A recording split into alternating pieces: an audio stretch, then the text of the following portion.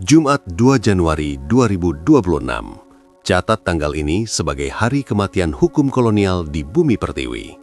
Selama lebih dari satu abad, sejak 1918, bangsa ini mengadili warganya menggunakan Kitab Undang-Undang Warisan Ratu Belanda. Kita memenjarakan pencuri ayam hingga koruptor dengan logika hukum penjajah. Hari ini, masa transisi 3 tahun telah usai. KUHP nasional yang diklaim sebagai karya agung anak bangsa resmi berlaku penuh.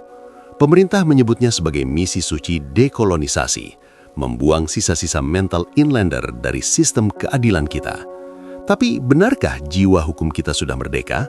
Atau jangan-jangan kita hanya mengganti penjajah asing dengan penjajah bangsa sendiri lewat pasal-pasal yang mengagungkan kekuasaan?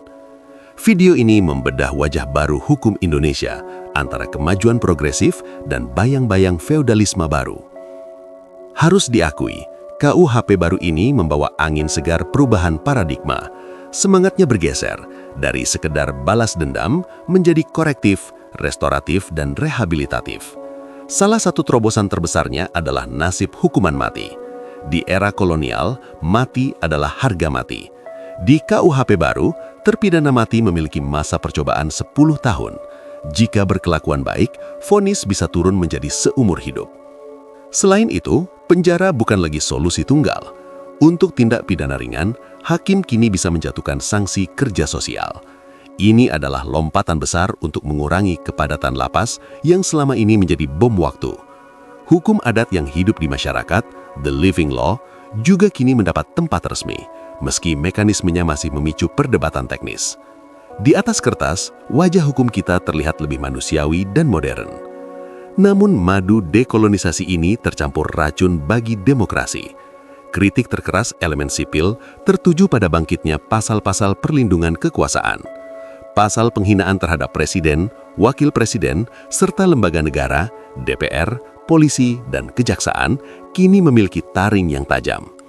Sejarah mencatat, pasal serupa pernah dibatalkan MK karena dianggap sebagai warisan kolonial Hadzaey-Artikelen yang membungkam kritik rakyat jajahan.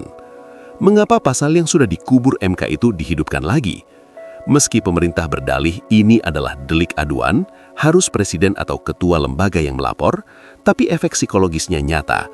Ini berpotensi melahirkan budaya self-censorship. Warga takut bicara, jurnalis takut menulis. Kritikus menyebut ini sebagai neo-feodalisme. Negara menempatkan dirinya sebagai entitas suci yang tak boleh disentuh dengan kata-kata kasar. Padahal mereka adalah pelayan publik yang digaji pajak rakyat. Undang-undang hanyalah teks mati. Ia baru hidup di tangan penegak hukum. Mulai hari ini, polisi, jaksa, dan hakim diuji. Apakah mereka sudah siap dengan ribuan pasal baru ini? Apakah polisi di lapangan paham bedanya kritik pedas dengan penghinaan? Apakah mereka paham bahwa razia hotel tidak boleh dilakukan sembarangan karena pasal zina kini delik aduan absolut? Kekhawatiran terbesar bukan pada teks bukunya, tapi pada interpretasinya.